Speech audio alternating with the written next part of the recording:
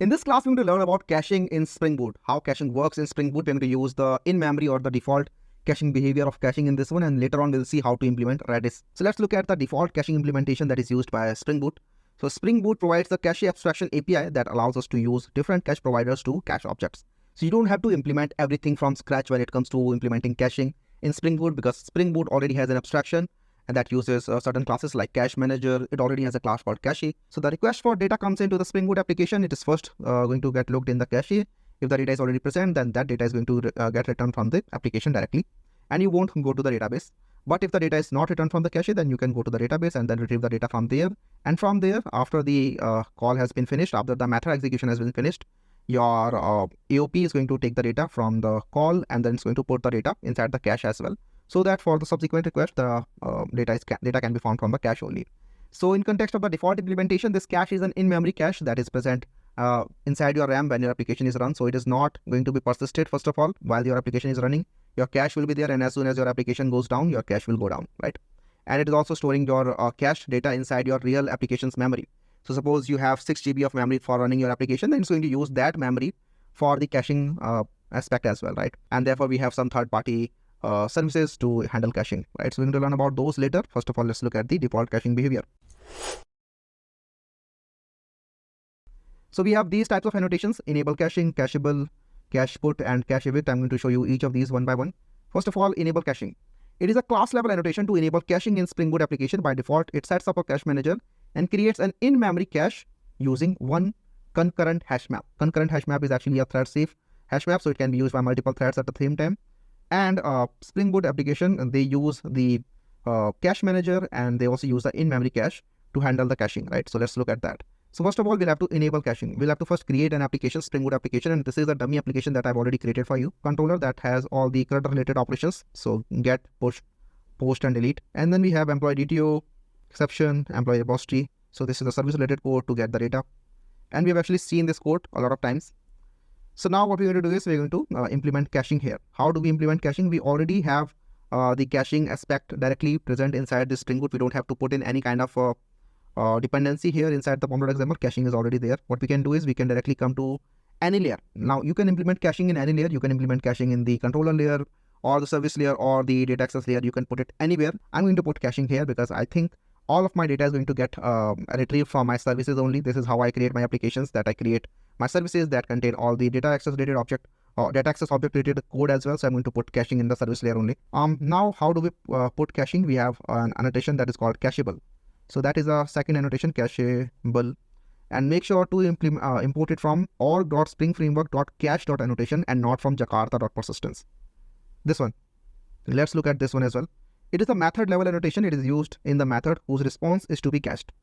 The Spring Boot manages the request and response of the method to the cache that is specified in the annotation attribute. So basically Spring Boot is going to use aspect-oriented programming for this one as well. Wherever it finds cacheable, it's going to get the result from here, get the result from the method execution, and it's going to put the data inside the cache, right? So basically whichever cache is being implemented by the CacheManager is going to put it there. So first of all, first thing first, we have to actually enable caching, right? We have not enabled caching. So if we don't enable caching, caching is not going to work. So to do that, we're going to go to the caching application, right? So we can either put it here, enable caching, like so. We could put it here, or we can actually create another config here. So in the config, we can actually create another config, cache config, and on there we can also put it, right? So first of all, make it a configuration, and we can make it enable caching here as well, right? So we can remove it from here,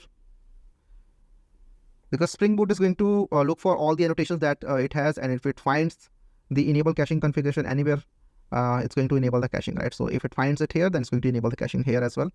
And now we can also put some caching related configuration in this class as well, right? So that is neat. So after this, we can go to the service code again, employee service implementation. So since we are currently using the in-memory cache, it's going to put the data inside the in-memory cache. If you're not able to see where is that in-memory cache, I'm going to explain everything later on in this class, so don't worry. Inside this Cacheable, you will see that these are the fields that it supports. So it has a value field or cache names field. Basically, both are the same. As you can see, alias for each other. In a big cache, you can have different chunks for different types of caches. And these are the names for these caches. For example, employee cache is separate from department cache, is separate from profile cache, and so on. And then you have a key. So each cache has a key as well. These have to be unique. For example, cache for weather in Delhi will have the key as Delhi. And then for the whether in Mumbai, the key would be Mumbai, so that we can differentiate between these key value pairs, right? So key has to be unique. So in here we can define the first of all the value or the cache name, whatever you can call. Both of these are the same. So let's make it employee, right? So this one is related to the employees, so that's why I'm making it employees. And then after that you can define the key. So the key is going to be the ID here, right? So this is the ID, and in here we're going to use the expression language hashtag ID like this, right? So this is going to take the ID from the parameters. So if you have more parameters here, suppose you are also taking string name and you want to have, let's say, the keys on the basis of both of these things, right? So in that case, what you can do is you can do something like this: key equals to this and name. Like this will also work, right? So this function, like the result of this function is going to have a key of this inside the cache. For simplicity, let's just make it ID. Right, so this is the key and this is the value. Like this is not exactly the value, this is actually the cache name, so we can also make it cache name, right? So I think that is much more understandable. After that we have the create new employee. So this one is for caching the get employee by ID. So what's going to happen here is if I just run this application, let's just run this application, right? So I'm going to run this. Let's see what happens. So you will see that first time I make the get employee by ID call, it's going to go to the database to get the data from the database. But the second time it's not going to go to the database, it's going to directly return the data from the cache memory. And let's understand how that works. So I'm going to go to the postman here. As you can see, I'm going to make a get call here, get employee with ID 1, hit send. So currently there is no employee with ID 1. Let's look at the log statements here. So it's trying to fetch the employee with ID 1. Let's put some employee first. So I'm going to make a post call here. Name, email, and salary is here. So let's just send. And here I'm getting some exception. Let's see. Employee already exists with email this. Let me just look at the database first. Yeah, so there's already an employee with ID 3 here. Okay. So this time I'm going to make another employee. Let's say Shivam. Hit send again. So this time we have an employee with ID 4. And now let's try to make the get call again. Before that, I'm going to delete everything. So now we have two employees, one with ID 3 and another with ID 4. As you can see, let me just refresh. So two employees are right here, right? So let's just first try to make an employee with ID 4, hit send, and we got the employee, right? And also keep looking at the time here, 119 millisecond, right? So it took 119 millisecond to get the employee. And if we look at the console here, it tried to fetch the employee with ID 4. It fetched the employee with ID 4 because this employee was not found in the in-memory cache, and that's why it has to go to the database, right? But after this, if I make the same API call again, you can see the time is significantly lower, like it's 34 millisecond now. And now, as you can see, there is no console log here, right? So nothing is getting printed over here. And I can make the send call again and again. As you can see, now this is taking way lesser time, 4 milliseconds, 5 milliseconds, right? 4, 5 milliseconds. And on the console, as you can see, no line is being printed. Why is this happening? Because AOP is doing its job, right? The AOP is doing its job. Before going inside this method, the call is going to the AOP for this cacheable annotation that is using CacheManager. Inside that CacheManager is first checking if the employee inside the cache memory, if this particular employee with this ID is present or not. And if the employee with ID 4 is already there in the cache, then you don't have to go inside this method, directly return the value from the cache. So that is something that is happening behind the scenes, right? Now, if I try to make the API call for 3, right? So I'll make an API call for 3, hit send. So this took 53 milliseconds. And as you can see, this is also getting logged here, fetching employee with ID 3. But after this, now the cache will again store the employee with ID 3. If I hit send again and again, you will see the time is now very low, like 4 milliseconds, 5 milliseconds. Unlike the time that was before, that was 50 milliseconds or so. And as you can see inside the console, only 3 is here and 4 is here, right? So that is the power of using caching. But here the problem is that you are implementing caching on the get employee by ID method only, right? So this method only is implementing caching. While if you're making any kind of changes, for example, suppose you create a new employee, you're not going to add anything into the cache because this right here is not implementing caching. And also if you update an employee, your employee will get updated, but still you will get the previous or stale data, right? So you'll have to be very careful when you implement caching, because suppose I go ahead and make an update employee API call on the employee with ID 4, right? So if I get the employee with ID 4, this is the employee, right? ID 4. And suppose I update the employee with ID 4 with this. So shivam@gmail.com, but I update the name to Yo-Yo, right? Suppose I update the name to Yo-Yo for the employee with ID 4, hit send. So here you can see the employee with ID 4, the name has been updated. But if I try to get the employee with ID 4 again, you will see that I'm still getting the previous name. While the database has changed, so if you go to the database, if I hit refresh here, you will see the employee with ID 4, the name has changed now, right? And also the salary has changed. But I'm still getting the stale data from here, so that is a problem. And you'll have to make sure that you are not running on into these kinds of problem. And to do that, we'll have several other annotations as well when it comes to string. We also have cache put now. It is a method level annotation. It is used to update the cache after invoking the method. By doing this, the result is put in the cache and the method is executed, right? So this is actually different from Cacheable. Cacheable actually doesn't go to invoke the method. It actually looks at the cache, and if something is found in the cache, it just returns from there. While cache put is actually different because it actually implements the method first, and then it will put the result back to the cache. So it's going to update the cache. So basically cache put is used when you want to update something, and you can directly use it in these two methods as we have here. For example, update employee and create employee. In these two things, we actually want to update the cache, right? So here we should not use Cacheable. Instead, we should use cache put. And what this going to do is it's going to get the result from here, whatever the result is, and it's going to update the result, right? So cache put. Here we can define the same cache name. So define the same cache names. Cache names equals to employees. And as you can see, I'm repeating the same string again and again. So it makes much more sense to make a private final string here. Let's call it cache name equals to employees, like so. And we can directly use it instead of passing string like this. Cache name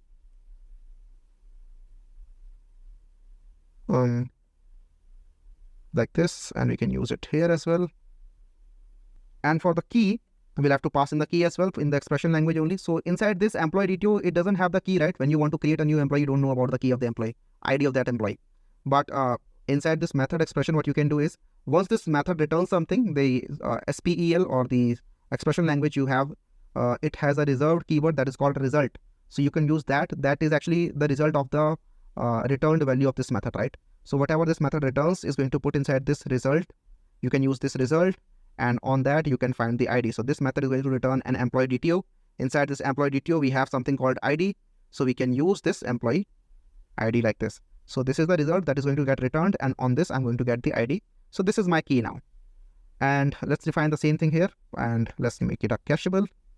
Not the cacheable, make it cache put, so that every time you update your employees, you get the new result, right? Inside the cache, you basically update the cache.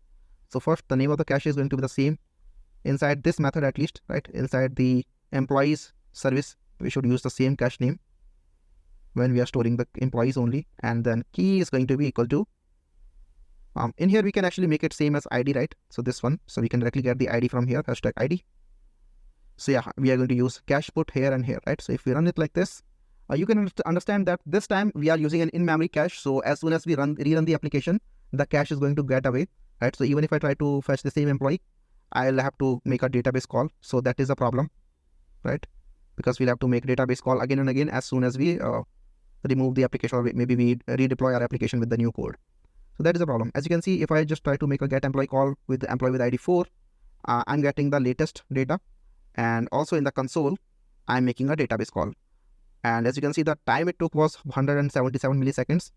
But now it's taking way less, right? As you can see, 5 seconds or 4 seconds like this.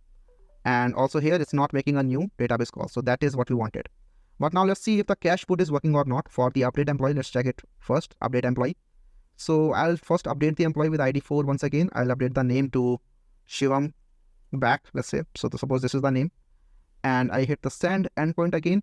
So this is going to take 103 milliseconds. That is fine because it made the database call and now it has updated the employee. But now let's see if it has updated the cache as well or not. So I'll try to get the employee with ID 4 once again. And yeah, looks like it has updated the cache as well because we are getting the Shivam back here. And here you can see we are not making any database call as well. So it actually updated the cache. So that's why cache put is actually very important because it's going to call the method nonetheless, right? It's going to call the method, and then on the result, it's going to update the cache.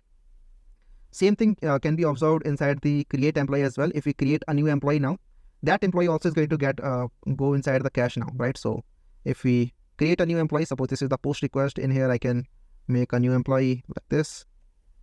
If I hit send now, this is going to create a new employee with ID 5. And here, well, let me just delete this, right? Delete whole thing. And if I try to make the get employee with ID 5 here, you will see that it is not going to make a database call, right? It's not making any database call, and the time it took was also way less, 8 milliseconds. So that is the power. Currently, we are storing everything. As you can see, we are storing everything, right? So any kind of data that comes in, we are storing all of that. We are not configuring our cache in any way. So this is storing everything. So basically what happens is it's using the default configuration that is provided by the cache manager, which has certain limit to it, and it's using the default cache eviction strategy as well. What happens when you delete something, right? So you can also call the delete endpoint here as well, right? We have a delete endpoint that we can use to delete something from the data. You also want that data to be deleted from the cache as well, right? You don't want that stale data to be present inside the cache memory and it's taking up all the space. So what you can do is you can also have another annotation which is called CacheEvict. When the method is annotated with this annotation, then the method is executed and the cache will be removed. So if you have any CacheEvict annotation, that method is still going to get called, and after the method is called, AOP is going to do its job on the after method call. Basically, it has defined the advice on the after method call only. So after the method has been called, it's going to delete the cache on the given parameters. So let's see how it works. So we want to delete the data when we make the delete endpoint call, and this is the one, right? This is the method responsible for deleting the data. So in here, if we delete the data, suppose it deletes the data successfully. In that case, we want to delete the cache as well. So we have CacheEvict, and it has some more functionalities as well, as you can see. So we have cache, key names, key generator as well, and it also has all entries. By default, all entries is set to false. If we set it to true, basically what's going to do is it's going to delete all the entries related to this particular cache name, right? So you have to keep in mind of that. So basically it's going to delete everything. So by default it is false, which is what we want. Actually, we don't want to delete all the employees as soon as you delete one employee, right? So we're going to say cache names, and then the ID, the key is going to be ID, right? So this is the ID that we are passing inside the parameters here. So now if I try to hit again, you'll see it's going to delete the entry, and actually you won't be able to see if it is doing its job or not. But yeah, CacheEvict is going to delete the entry. So now we have the employees. Let's see, we have the get employee by 5, right? Yeah, we have the employee with 5 ID. Let me just delete it from here. So it's going to delete the employee from the database as well, right? So database as well as the cache memory. So yeah, that data is gone now. And now let's look at the data, like where is it storing the data? I talked about the concurrent hash map that it is using, right? The internal memory that it is using, that is using the data structure called concurrent hash map. But how is that database doing its job? How is this cache manager working? Let's look at that now. Let's look at the internal working of caching now. So when a method is annotated with Cacheable is called, the Spring AOP intercepts the call and checks the cache before executing the method. So all the methods that have Cacheable are going to be intercepted, and same goes for cache put and cache evict as well, right? Those are also AOP related methods. The cache manager is called to retrieve the cache associated with the cache name. For example, employees here using its get method. So how does that happen? Let's go to the cache manager. So cache manager, just search for cache manager. I just did double shift and then search for cache manager. And this is the cache manager interface that are found inside the org Spring Framework cache, right? So this is the manager which has method called get cache. In here, you just pass the name of the cache and it's going to return the cache. So we are using in-memory cache, right? So it's basically using a cache as well. As you can see, we can also look at this cache, like what is this cache? So cache is also an interface, and one cache contains some key value pairs, right? So inside here, you have methods like get. You pass in the key and you are going to get the value from here. Let's look at the ways it is being implemented. So it's being implemented by concurrent map cache, this one, right? So this is the thing that is being used internally by us. So this is the concurrent map cache. And as you can see, this is using the concurrent map, which has object for key and object for value. This is the store. And all of the maps have a name. So it has a name and it also has a store. And it also has method called get. Using this get, it is actually getting the data, right? If you look at the cache manager, this is implemented by a lot of managers, as you can see. Currently, it's being implemented by the current map cache manager as well. And this is the one that we are currently using. So by default, this is the manager that is being used to handle all the caching related operations. So this cache manager has a cache map. Inside this cache map, this is actually using a concurrent map again. So inside a cache, it is using a map of cache, right? So a cache map contains different types of caches. For example, one for employees, one for department, and one for something else, right? So it's using cache for different things. And inside those different things, they have different caches, right? And we can actually look at this method being called if we just do this, like if we just add the endpoints here, breakpoints here, basically, then you will see if I run it in debug mode, that these methods are going to get called. So let's understand how this method is working. So let's make a get call once again. So let's get on the employee with ID 5, let's say, hit send. As you can see, the call is coming to this method right here. Why? Because the method that I just called is has a cacheable annotation, right? And that is implemented by AOP. So the AOP is going to intercept that call, and it's actually checking for the name employees because that is the name that I defined for the cache. It's looking for the cache inside the cache map. Currently, the cache map is empty because I have just run the application, so the map is empty for now. So since the cache is null, it's going to create a cache for this employee with null data, right? And now the cache has been created, and now the database call is made. As you can see in the console, the real database call has been made, and then that data has been put inside the cache map only. If I hit the same endpoint again, you will see that now we have a cache map of size 1. This is the cache map, which has an employee and which has the keys as employees and the value as the concurrent map. Inside the concurrent map, currently it doesn't have anything. Hit send, and now you see it's not going to go inside this line. It's directly returning the cache from here. So this is how it's actually storing the data inside the cache, right? So yeah, this is the cache map that it is currently using, and you can see that inside the cache manager, it is currently being implemented by all these managers now, right? If as soon as we add a new caching mechanism, which is the redis cache manager, you will see that redis cache manager will also be implemented by the cache manager only. So in that case, you will see that when I would click on this button, you will see the redis cache manager being populated over here as well, right? So that will come later on when we implement the redis cache manager, and then we'll move away from the default caching that is being provided by the Spring Boot application. So we have two scenarios, right? Cache hit or cache miss. If the hit is there, the cached value is returned directly. If the miss is there, the key does not exist, the original method is executed. So if the cache was missed, after the method executes, the result is stored inside the cache using the put method of the cache. Otherwise, the result is returned, right? So all this is happening behind the scene. That is the internal working. Actually, you can see this is not doing a whole lot of stuff. This is not very complicated. Actually, it's just using a hash map, or two hash maps actually. One is to maintain all the caches, and another is to actually storing the data inside those caches. So yeah, so it's basically using the concurrent hash maps to do so. And even you can create your own classes that implement caching, right? So yeah, that's all that is happening there. So this was all about the internal working of caching and the default caching implementation with these annotations. And later on, we'll see how Redis can be used to implement our own caching, right? So that will come later. If you have any kind of doubts here, if you're facing any difficulties, simply ask me and I'll help you, and I'll see you in the next one. Bye-bye.